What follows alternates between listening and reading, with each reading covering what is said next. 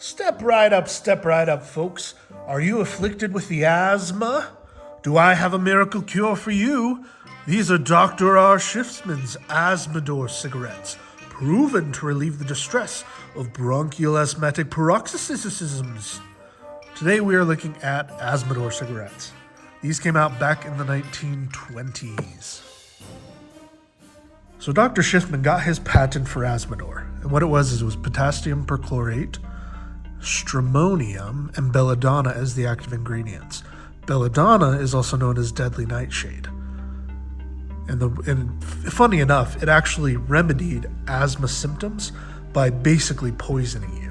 Stramonium in larger quantities would make you hallucinate, and belladonna would dry out the mucus in your throat, relieving your asthma, but also killing you and giving you toxic side effects. So let's take a look at some of these. Funny enough, I got these off eBay. And it looks like someone has actually tried one of these.